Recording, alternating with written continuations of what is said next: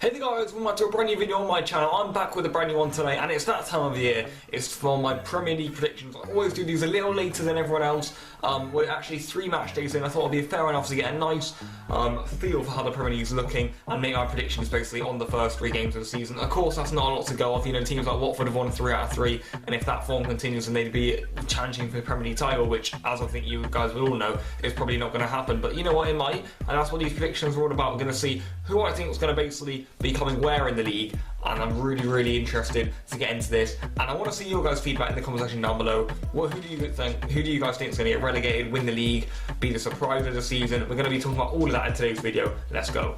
So guys, every other Premier League prediction video that I've always done on my channel, we're going to be starting with the bottom club, and that is going to be Cardiff for me. I think they're going to come 20th. I don't think they've really done enough in the transfer window. I think they only got Bobby Reid in. I believe they've lost their 3 opening. Oh no, they haven't. They haven't lost them, but they've really barely scored a goal. I mean, their new strikers they brought in have done nothing. The strikers they had before have done nothing. They don't look like scoring a goal, to be honest. And if I'm being honest, they look like they're struggling. They've got 2 points so far, which you say is good out of 3 games for a team like Cardiff, but there's been some really poor results for them. I think they're going to be disappointed with themselves with the start, considering they've been playing against teams who've actually gone down to 10 men. I know they did that against Newcastle. Probably should have lost that. And if it wasn't for Neil Etheridge in goal, who saved 2 penalties so far, then maybe they would have had a lot worse start than they have. In 19th place, I'm going to go for Huddersfield. I watched them against Chelsea, of course, in their opening game, and they didn't really look that good. I mean, Chelsea, who have a really poor defensive season, in my opinion, they didn't get at them, and they didn't really look promising at all. They got outnumbered really everywhere, and I think that even though they had a good first season, you know, they really were a strong side and a hard side to beat, if I'm being honest. As many of the big teams will actually know, they really weren't easy to beat, but I just think that this season they're going to struggle more than they did last season. I think everyone's getting better really, and I don't think they're really on the up. I don't think they've done enough in the window, and I don't think they really showed enough ambition as you need to in the Premier League at this stage. Their opening 3 games haven't exactly gone to plan. I wouldn't say heavy defeats to Chelsea and City have really hurt them, but they have had a hard opening schedule, so we need to see when they start getting those easier games if they start to pick it up. I'm going to move straight on to 18th here with Brighton. I think that Brighton are going to get relegated as well here. That is a tough decision for me to make, to be honest. I know they beat Manchester United, but I think Man U weren't in a good spot right then. I don't think Man United are in a good spot as we speak, but you know what? That might still improve. I know that Mourinho's a great manager and that he's just finding it difficult at the moment. It's a difficult time for United, so I think Brighton took real good advantage of that. That's an important 3 points for them and may come back to save them at the end of the season, but I don't think they've done enough in the window. I know they had Locadia last season, but yeah, I'm not really sure about Brighton's side, if I'm being honest. Looking around it, is it good enough? I'm not entirely sure myself. I think they could go down here, Brighton. In 17th place, I'm going to go for Newcastle. I wouldn't usually put Newcastle this low down. I believe last season I put them pretty high up, and they actually finished 10th last year, which the fans couldn't not be happy about. And though they've got a really good manager in Rafa Benitez, I think that they haven't done enough in the window, and I think that's going to disappoint them. I believe that Rondon is probably a good improvement for them, as they did against Chelsea. He started up front and he held the ball up nicely for them, and I think in easier games he'll do well for them. But I just think the way they're playing at the moment is not good enough, and you can see that it's just translating from what's happening up top with the board, and it's translating onto the pitch, in my opinion. They haven't brought enough in, there's no ambition there. As you can see against Chelsea, there was no ambition. They didn't even get out of their own half, apart from when they scored in the 83rd minute. So yeah, I think for Newcastle, it's not really looking that good at the moment, and they really do need to improve in the future if they're going to be doing anything in the Premier League. I think they're going to survive, but very narrowly. I think it's going to be difficult between them, Brighton, and also Southampton, who I'm going to put in 16th, who I'm not quite sure who's going to go down out of these here, for me honest. I put Brighton there, but I think Southampton could also go down. The only reason I put them 16th is because I think they've got a decent squad. I like the likes of Bertrand, I like those players. They've lost Tadic, I believe, to a club who's actually challenging for the Europa League right now. I've forgotten the name. It could be Ajax, you know. I'm not quite sure about that one though. But yeah, Southampton, I think they're going to come 16th. They're not doing too well in the Premier League this season. They've struggled, of course. That last-minute loss against Leicester would have hurt them. They could have definitely got something out of that game, but they didn't. And yeah, well, let's see where Southampton go this season. In my opinion, I can't see them getting a top-half finish like they did previously in some other Premier League seasons. I'm going to put them 16th. Next up, guys, is going to be West Ham. I'm going to put them in 15th. This is a real shame, I feel. I feel as if West Ham have got a really good squad this season. They've brought in some great players. In my opinion, Felipe Anderson is one of the signings of the summer. Now, I know he hasn't exactly done much for them so far, maybe not any goals or assists or any of that sort of stuff, but he has been absolutely brilliant for them in my opinion. If you watch the West Ham games, he carries the ball forward for them, he gives it right, he gives it left, he's a really good powerful runner, and I couldn't believe it when he signed for West Ham really. How brilliant of a signing is that? I also know they've got Arnautovic up there now, they've brought in a few other players like Yarmolenko, they've got Issa Diop at the back, who I know had a horrible Premier League debut against Arsenal, but has scored 2 goals since in the Carabao Cup recently. And he's, in my opinion, one of the best young centre-backs in the world. So if West Ham can get that right with Diop, they're going to look good. They've also brought in other players like Balbuena in there. They've brought in Robert Snodgrass, I believe, who's just come out from loan maybe. And they've decided to use him straight in the first team this season after playing for Aston Villa last year. They've got in some good players, West Ham. They've got a really good squad, but it's just not really working at the moment. I think it's a bit toxic up top at the moment with the board and how everything's working. I know the fans aren't happy with that at all, and there was real protests about that last season. It was all a bit of a mess for West Ham. They brought some good players though. Can that carry them up? I think they're going to stay in the Premier League, but 15th is a real low position for a team of that calibre. In 14th, I've gone with Burnley. I would have usually put them a lot higher up, considering I believe they finished 7th last season, which is an incredibly high finish for a side like Burnley. They don't have any superstars. They've all got players who are relatively the same level. They all work for each other. They've got a good work ethic and a really good manager in Sean Dyche, who's now got a pub named after him. And yeah, Burnley were really good last year, but I think they're going to go from 7th to 14th, doubling their league position, which is not good. And yeah. I think this is because of the Europa League. I believe they've qualified for it now, so they're going to be in that group stage draw. They beat Aberdeen in extra time, I believe. And whilst that's good, of course, for them being in Europe as a club like Burnley, I think that's going to hurt them big time in the Premier League. You can already see performances haven't been as good as they were last season. They lost to newly promoted Fulham. They've already had some bad defeats to sides such as Watford. And it's just not looking too good for Burnley, if I'm being honest. I think the fans are very happy, and I think the way the club's being managed at the moment, they need to get it right, because they need to be able to find the balance between the Premier League and the Europa League. It looks like everyone's head's on the Europa League right now, even though it hasn't started yet. So whether that's going to fatigue them into the future, I think it could severely. I think they're going to finish 14th. In 13th, I've gone for a newly promoted side in Fulham. I feel as if their transfer window has been one of the best across the whole of Europe. They've brought in about 100 million worth of players. You can actually make a squad full of Fulham players, an 11-man team full of new Fulham signings. It's incredible. They've made plenty of new signings. They've brought in the likes of Schürrle. They've brought in Sergio Rico in goal, who isn't even starting yet. He's an incredible goalkeeper for Sevilla, near the Spain squad at the moment. So, you know, this is absolutely crazy stuff, the way Fulham are signing players. I saw them sign Vieto as well, so what is happening here? Le Marchand, Seri, who was linked with Barcelona and Arsenal and Chelsea and those sorts of clubs. So Fulham have made a lot of good signings, and they've also brought Mitrovic back in. They've kept hold of Ryan Sessegnon, and they're looking good, if I'm being honest. Despite them losing their opening 2 games, I think a little bit unfairly, if I'm being honest. They did manage to get the win against Burnley, who we've just spoken about. They looked really sharp there. Mitrovic especially, and also Schürrle, who wouldn't stop trying his luck at goal. I think Fulham are destined for a good year this year. I like their manager, I like their style of play, I like their signings. Fulham are going to come 13th. In 12th, I'm going to go for Watford. Watford have had an incredible start to the season. They've got 3 wins out of 3. Roberto Pereira's had a great start for them, as has the youngster Hughes. And honestly, it's looking good. It is looking good, I'm not going to lie, for Watford. 3 wins out of 3. I mean, the fans can't really complain about that at the moment. I believe they're in the top 4. And they've got Tottenham coming up on the weekend. I think that's going to be a real test to see how good they are. If they can give Tottenham a good game here, then people have got to start thinking that Watford are going to be in there, in the sorts of Europa League spots for this season. But I'm going to put them at 12. I think they've got a good manager in the Spanish man who's come in. I can't quite remember his name, but he's good. I like him. They've got a good side too. They've brought De La Feo in. I know they lost Richarlison, but I think they've made up for that absolutely brilliantly. And with Roberto Pereira getting goals like he is now, you know, who knows? They could actually do something this season with midfielders chipping in like they are. I think they've got a good squad, Watford, and honestly, I think they're destined for a good year. I think 12th is going to be a good position for them. I think the fans will be happy with that. In 11th, I've gone for Crystal Palace, mainly because of the fact they've kept hold of Wilfried Zaha. They've had a bright start to the season. They beat Fulham away, and they're looking good, Crystal Palace. They really are looking good. I like their team at the moment. I think that Roy Hodgson's doing a good job with them, and I'm going to put them 11th. I think that maybe they haven't had the best results at the start of the season. They beat Fulham, of course, as I previously mentioned, as a good result, but they're doing all right, basically. And with Crystal Palace, it's just whether they can get it right. I feel as if they've got really good potential in their side, and Zaha's the one to carry that. He's now that all-time Premier League top goal scorer with 24 goals, or maybe he's at 26 goals. There's something between 24 and 26, but he's a good player for them, Zaha. Everyone knows that he could play for the top level of teams.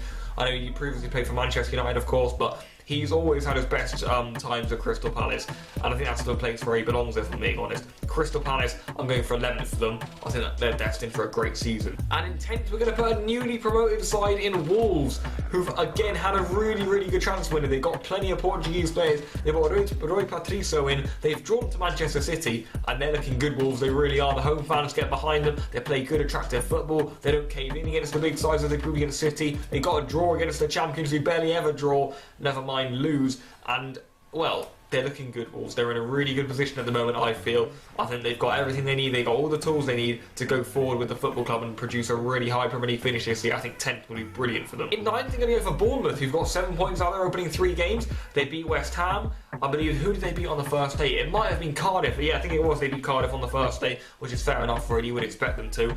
Callum Wilson's been banging in the goals. They've looked good against Everton. They went 2-0 down. They brought it back to 2-0, which is really good character. They never give up, Bournemouth. They got Nathan Ake in now, of course. Begovic is a little bit shaky in goal, but apart from that, I think they got a good squad, Bournemouth. They don't really make too many signings. They don't really sell so many players, but they got good players. Fraser's good. Wilson's good. Josh King is up there. And as I mentioned, Nathan Ake is really sharp for them. They've lost Harry Arter, actually, but it hasn't really affected them too much. They're looking good, Bournemouth. 9th would be an absolutely astonishing finish for them. In 8th, I've gone for Leicester City, former Premier League champions just a couple of years ago now. I'm going to put them 8th. They haven't lost Harry Maguire, they have lost Riyad Mahrez, but I think they've dealt with that well. I think they should be fine. Although Vardy's been suspended, of course, I think they're still alright. They've got Iheanacho in there. I think Leicester are a good side. I think they've got a good manager too. And honestly, there's no reason why Leicester can't get a nice high finish. They're already a nice established Premier League side, you know. After they won the Premier League, they are becoming a respected side, really, Leicester. And I'm going to put them 8th here. I think that 8th would be fair enough for them because they've lost Mahrez, but I think they've dealt with it fair enough. They've also kept Harry Maguire, which is, of course, brilliant for them after his brilliant World Cup. And Leicester, I think they're going to have a fine season. I don't think there's going to be anything incredible. I don't think there's going to be anything disastrous. I think with Claude Puel as their manager, there's no reason why they can't get 8th and a solid spot. And yeah, I think 8th is going to be fair enough for them. I think that's a good position for Leicester. And yeah, I think they can't really complain with that, the fans. 7th is always a really interesting position in the Premier League because it's basically the side that doesn't quite make it into the top 6. It's basically the best of the rest. And I think that's going to be Everton this year. I think with Marco Silva, they've got it spot on. I think they've got, it could be 7 points out of 3 games. It could be less, though. I'm not really sure on that one, but they've had a decent start, in my opinion. Richarlison is a brilliant sign. Of course, he's been suspended now. Walcott's sort of looking on the money. Tossing up front is a brilliant player, in my opinion. And I think they've got a good squad. Not Leicester, Everton, if I'm being honest. They signed Digne, Andre Gomez, and Yerry Mina from Barcelona. They've also gone ahead and signed Zuma on loan from Chelsea. They've got a good back line now. It's nice and solid. There shouldn't really be any reason why there's any positions that they're looking weak in. In fact, they're looking like they've got a really strong squad this season. And in my opinion, Everton, I mean, they've got it's all looking good for them this season, and they could really be pushing on that top 6 this year. I honestly do. Now then, boys, we move on to the top 6. This is where it really gets interesting. And I've put in the 6th position Manchester United. They're back in 6th, in my opinion. I feel as if they've actually got a decent team, to be honest, but they just aren't performing at the moment. And whether they keep Mourinho for the whole season and just see it out and keep him losing his temper, I think it's just not going to go well for United. I think they've really got to be careful this year. If Mourinho keeps on playing up, I think they did actually play well against Tottenham. I'll give it to them. They lost 3-0. They weren't clinical enough, which is so unlike Mourinho sides. And it's not looking good for United. The 3-1 loss to Brighton. They scraped a win against Leicester. The fans will not be happy with how the club's looking at the moment. They honestly won't be. And I think United have got to improve big time if they are going to do anything this year. I think 6th is probably where they're going to finish. I can't see them doing anything any better than the other top 6 clubs in the Premier League, who I'll get onto in just a moment. And in 5th, we've got Arsenal. I'm going to put Arsenal here, who I personally feel has had a pretty similar start to this season as they usually do with Wenger. Watching them against City and watching them against Chelsea, it was basically just like watching Wenger. It was Emery who's come in. He was meant to be a good tactician, meant to get them playing good football, but they started losing it again. They looked really fatigued. They didn't really look like they were doing anything, but they got the win against West Ham, which is a good sign. Which is a good sign for them.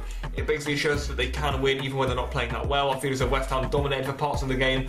But basically, for Arsenal, I think the 5th is going to be a fair enough finish for them. I think they can't really ask for anything more than that. I think anything less would be a little bit silly. I think 6th is a possibility for them. I believe they've got to fight that out between Manchester United and Arsenal, really 6th and 5th.